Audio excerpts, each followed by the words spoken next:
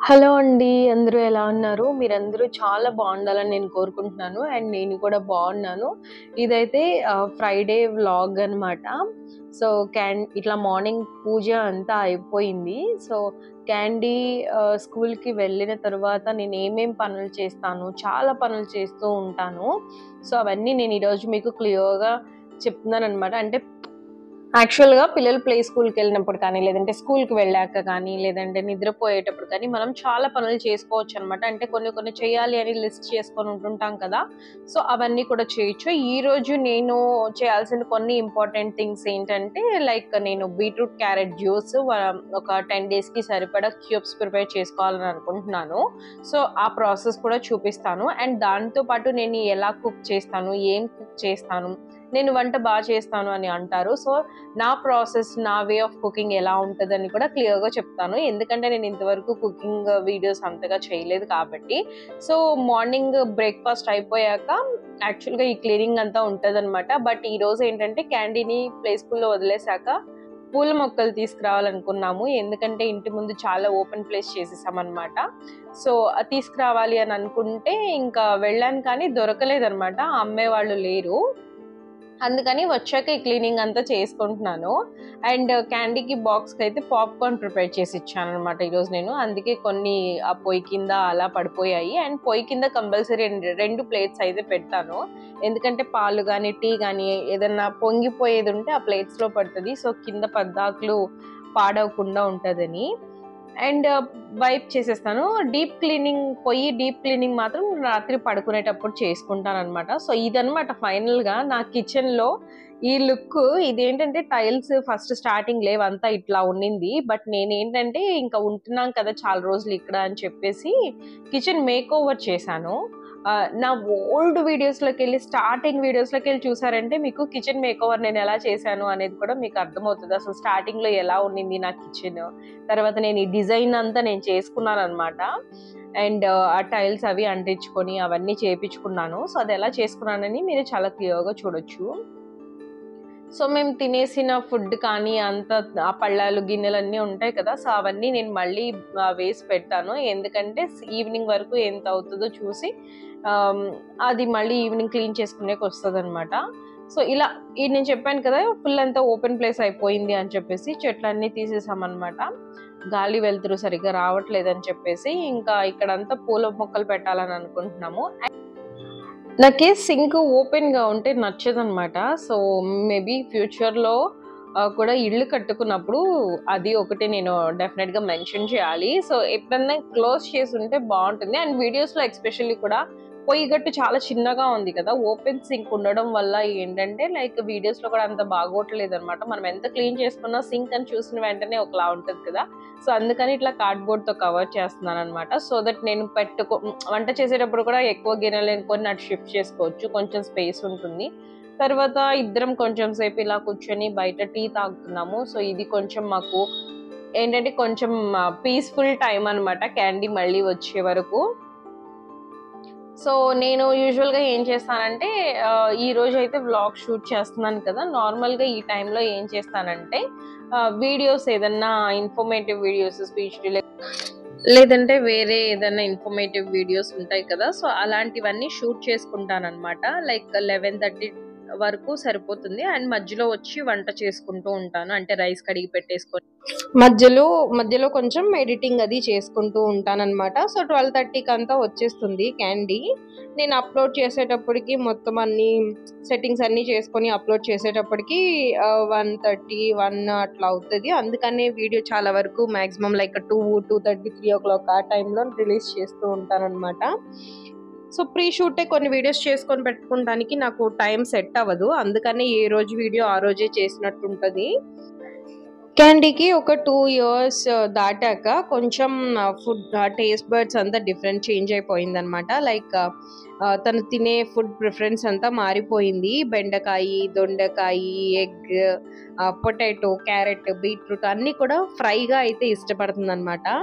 So, అందుకని compulsory తనకు నచ్చినట్టు ఒక కర్రీ అయితే నేను ఇంక్లూడ్ చేస్తాను. సో, ఫ్రై లాగా. సో, మరీ ఎక్కువ ఆయిల్ లేకుండా ఇలా చేస్తాననమాట. సో, నేను చేసే వంటలు బానే ఉంటాయి అని అంటారు.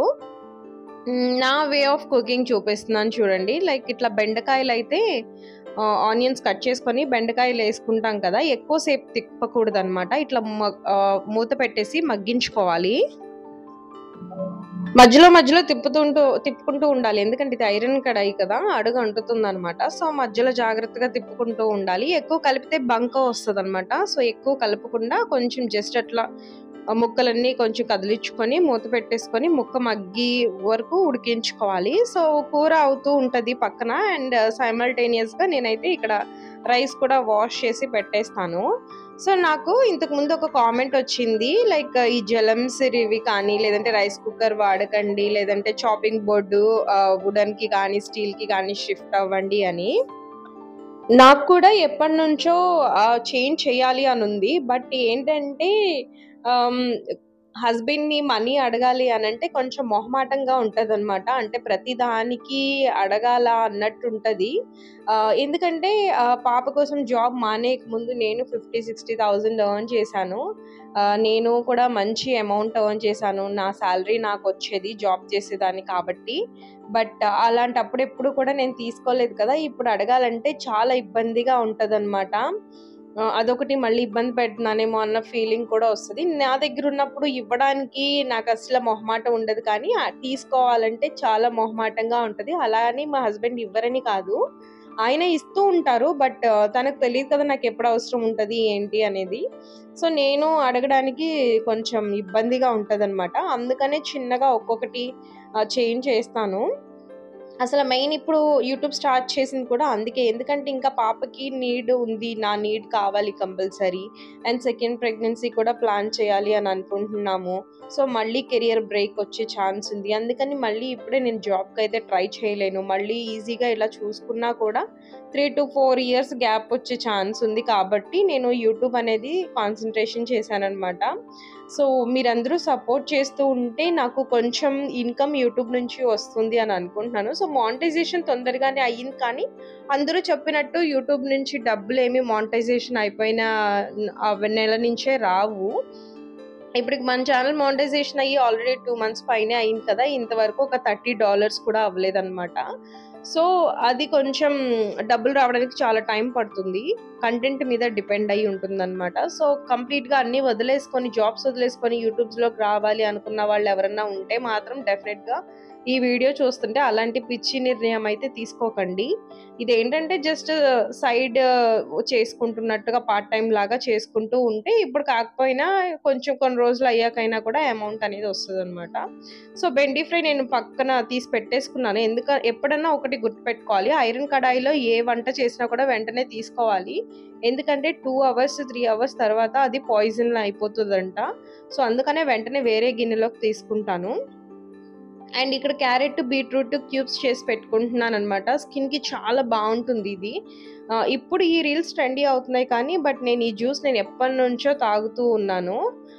సో ఇది చూసారు కదా, నేను ఇక్కడ కలోంజీ సీడ్స్ కూడా యాడ్ చేసుకుంటున్నాను. సో దట్ ఏంటంటే మనకి 1 ఇంటేక్లో కావాల్సిన కలోంజీ సీడ్స్ అనేది సెట్ అయిపోతుంది అనమాట. దీని మీదే ప్రత్యేకంగా నానబెట్టాల్సిన అవసరం లేదు. దీంట్లో వాటర్ పోసినప్పుడు ఆ వాటర్లో అవి కూడా ఉబ్బిపోతాయి. అండ్ ప్రత్యేకంగా ఓపెన్ చేయాలి డబ్బా, మళ్ళీ వేసుకోవాలి, అలా లేజీగా కూడా ఫీల్ అవ్వమన్నమాట. సో ఇవన్నీ చేసుకొని తన్ని ఫ్రీజర్లో పెట్టేసే లోపల క్యాండీ వచ్చేసింది ప్లే స్కూల్ నుంచి. అరౌండ్ 12:30 అలా అయిపోయింది టైము. క్యాండీ మాటలు కూడా చాలా బాగా ఇంప్రూవ్ అవుతున్నాయి. రోజు రోజుకి చాలా క్లియర్గా మాట్లాడుతుంది, అంటే స్పష్టంగా అంటారు కదా, సో అది క్లియర్నెస్ అనేది కొంచెం ఎక్కువగా ఉంటుందన్నమాట.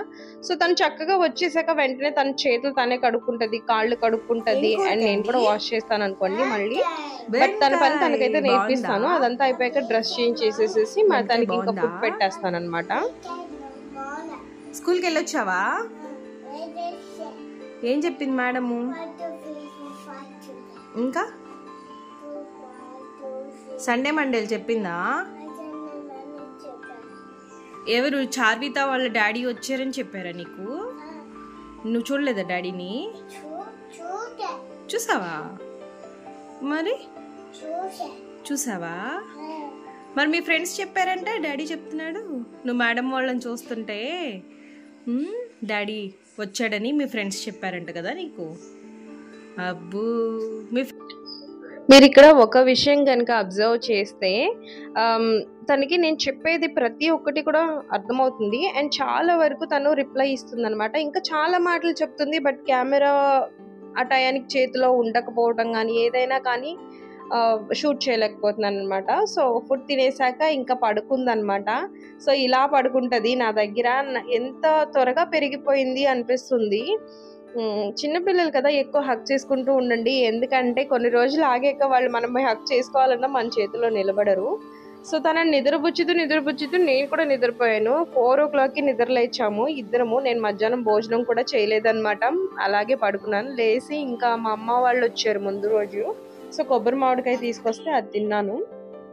ఆ తర్వాత బట్టలు చాలా ఉన్నాయి, అవన్నీ కూడా మడత పెట్టుకుంటూ ఉన్నాను. సో కొంచెం సేపు తనతో టైం స్పెండ్ చేస్తాము, ఆడుతూ ఉంటాం అనమాట. ఈవినింగ్ 4:30 అలా అవుతుంది ఇప్పుడు టైము. సో ఆ టైంలో నేను బట్టలు మడత పెట్టుకుంటూ తనతో కూడా ఆడుతున్నాను. సో వాళ్ళు నిద్రపోయేటప్పుడే మన చేతుల్లో కొంచెం ఉంటారు, ఆ తర్వాత వెంటనే జారిపోతూ ఉంటారు, ఆటలకు వెళ్ళిపోతుంటారు. బట్టలు మడత పెడతాను అని వచ్చింది కానీ రావట్లేదంట మడత పెట్టడం. ఒక 2 times చూపించాను అయినా కూడా రాలేదనింది. 3rd time కొంచెం చేసింది అనమాట.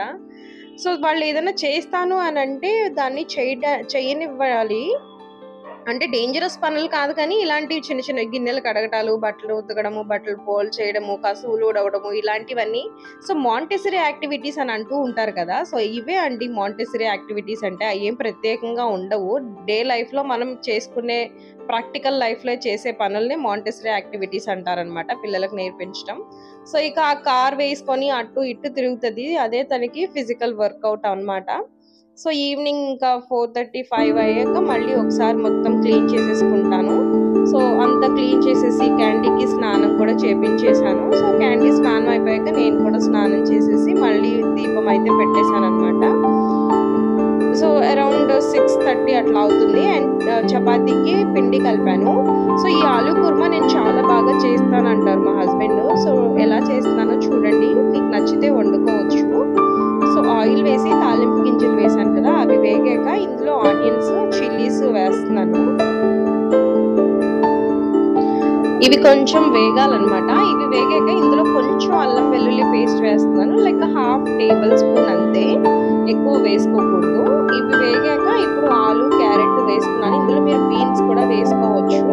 సో ఇవి వేసేసాక మంచిగా మొత్తం అంతా మిక్స్ చేసేసుకోవాలన్నమాట. ఇందులో ఇప్పుడు కొన్ని టమాటోస్ వేసుకున్నాను, 1 or 2 వేసుకోవచ్చు. పులుపు తింటే 2 వేసుకోవచ్చు, వద్దనుకుంటే ఒక 1 అయితే సరిపోతుంది. ఇందులో సాల్ట్, పసుపు, కారం, ధనియాల పొడి వేసుకున్నాను అనమాట. ఇంకా వేరే మసాలాలు ఇంకా ఏమీ ఉండవు ఇంతవరకే. సో ఇవన్నీ బాగా కొంచెం ఆయిల్ బయటకు వచ్చే వరకు ఉడికించుకొని మనం ఇంకా కొంచెం వాటర్ యాడ్ చేసుకోవాలి. అంటే మనకి గ్రేవీ కావాలి కదా, సో దానికోసం వాటర్ యాడ్ చేసుకోవాలి. ఇదైతే చాలా క్విక్గా అయిపోతుంది, ఒక 10 minutesలో కర్రీ రెడీ అయిపోతుంది అనమాట, విడిగా ఉడికించేదానికన్నా కూడా. సో ఇప్పుడు చక్కగా కుక్కర్ క్లోజ్ చేసేసుకొని విజిల్ పెట్టుకొని ఒక 2 whistles వస్తే సరిపోతుంది. ఎందుకంటే క్యారెట్, ఆలు తొందరగానే సాఫ్ట్ అయిపోతుంది కదా. సో అది అయిపోయాక నేను పక్కన పెట్టేసుకున్నాను అనమాట. 2 whistles వచ్చాక ఆపేసి. ఈ లోపల క్యాండీ వచ్చి చపాతీ వద్దు పూరి కావాలని అడిగింది. ఇంకా కూతురు అడిగాక ఇంకా చేసి పెట్టకపోతే మళ్ళీ ఇంకా కుదరదు కదా, అందుకని వాళ్ళ డాడీ కూడా వచ్చి సరే పూరీనే చెయ్యి, ఎలాగో కుర్మా ఉంది కదా బాగుంటుంది తిందామని అన్నారు. సో ఇంకా అందరికీ కలిపేసి నేనైతే పూరీనే చేసేస్తున్నాను. సో ఈవినింగ్ అప్పుడు చాలా వరకు ఇంకా మ్యాక్సిమం టిఫిన్సే తింటున్నాం అనమాట, రైస్ తింటలేదు. ఒకరోజు దోశ అని, ఒకరోజు ఇడ్లీ అని, చపాతీ అని. సో ఈ రోజు అయితే పూరి చాలా తక్కువగా ఉంటుంది, అంటే 1 monthలో ఒక 2 times అట్లా ఉంటుందేమో. సో ఈరోజు చేయమంది కదా క్యాండీ, అందుకని తన కోసం చేశాను. సో చూసారు కదా ముందు కుక్కర్ ఆపేసుకున్నానని. ఇప్పుడు ఇందులో వాటర్ లాగా ఉంది కదా, వాటరీ లాగా ఉంది. దీన్ని ఇప్పుడు మనం కొంచెం థిక్గా చేయాలి. సో దానికోసం ఏంటంటే మళ్ళీ ఫ్లేమ్ ఆన్ చేసేసుకొని ఈ కుక్కర్ పెట్టేసుకొని ముక్క ఒకసారి చెక్ చేసుకోండి మెత్తగా ఉడికిందా లేదా అని. సో ఆల్మోస్ట్ 2 whistles అంటే ఉడికిపోయి ఉంటుంది. ఇక్కడ ఒక 2 స్పూన్లు నేను శనగపిండి తీసుకుంటున్నాను అనమాట. అందులో కొంచెం వాటర్ మిక్స్ చేసేసి అది వేసేస్తాను. ఒకవేళ శనగపిండి లేదంటే 1 స్పూన్ కార్న్ ఫ్లోర్ తీసుకోండి సరిపోతుంది, ఎక్కువ వేయకూడదు. సో అది వేసి జస్ట్ అట్లా సిమ్లో పెట్టేసి జస్ట్ ఒక 2-3 times తిప్పితేనే చాలు, అది గ్రేవీ థిక్ అయిపోతుంది అనమాట. సో తర్వాత భోజనం చేసేసాము. ఇంకా నైట్ ఏంటంటే నెక్ క్యూబ్స్ రెడీ చేసుకున్నాం కదా, అవన్నీ పీస్ చేశాను కదా, అవన్నీ బాగా అయిపోయాయి. సో వీటిని అన్నిటిని ఒక బాక్స్లో అయితే తీసి పెట్టుకుంటున్నాను. సో ఇది ఎలా తాగాలి ఏంటి అనేది నేను ఒక షార్ట్లో అయితే రిలీజ్ చేస్తాను. సో చూసారు కదా, ఇవన్నీ ఇట్లా బాక్స్లో వేసేసుకొని మళ్ళీ డీప్ ఫ్రీజ్లోనే పెట్టేసుకుంటే మంచిగా స్టోర్ ఉంటాయి అనమాట. ఇంకా ఆ బాక్స్లో అట్లాగే ఐస్ క్యూబ్స్ ట్రేలో వదిలేకుండా ఇట్లా బాక్స్లో పెట్టుకుంటే చాలా నీట్గా కూడా ఉంటుంది అండ్ బాగా స్టోరబుల్ ఉంటుంది. సో ఇది ఫ్రైడే కదా, సాటర్డే మా అత్తయ్య మామయ్య మా తాతయ్య అందరూ వస్తున్నారనమాట. సో అందుకని బ్రేక్ఫాస్ట్ కోసం ఇడ్లీకి దోశకి నానవేసాను. సో వాటిని బ్యాటర్ ప్రిపేర్ చేసుకోవాలి.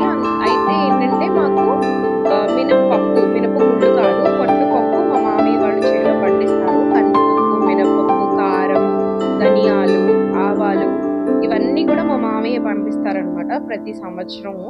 సో అలా పట్టున్న పప్పుతోటైతే ఇడ్లీ గారెలు వేసుకుంటాం, కానీ దోశకి అంత బాగోట్లేదని మామూలు గుళ్ళు పప్పే యూజ్ చేస్తాను. సో అవి మంచిగా కడుక్కొని పక్కన పెట్టేశాను. అండ్ ఈ లోపల ఇంకా క్లీన్ చేసుకుంటాను అనమాట. పొయ్యి మ్యాక్సిమం ఎవ్రీ నైట్ క్లీన్ చేస్తాను.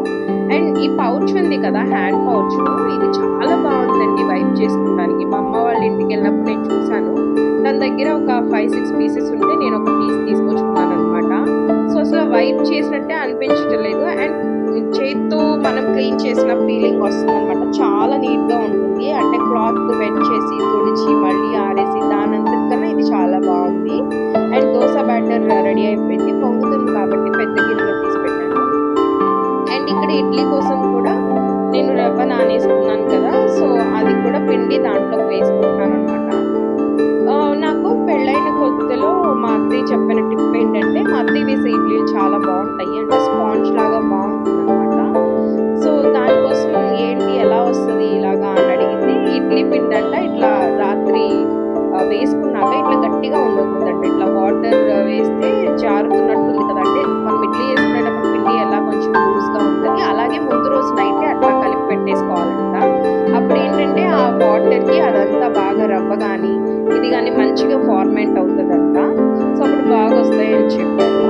సో ఈ రోజు మీకు ఈ వ్లాగ్ ఎలా అనిపించిందో నాకు కామెంట్ చేసి చెప్పండి. సో ఇలా ఫ్రైడే నైట్ అయిపోయింది. సో వ్లాగ్ నచ్చితే లైక్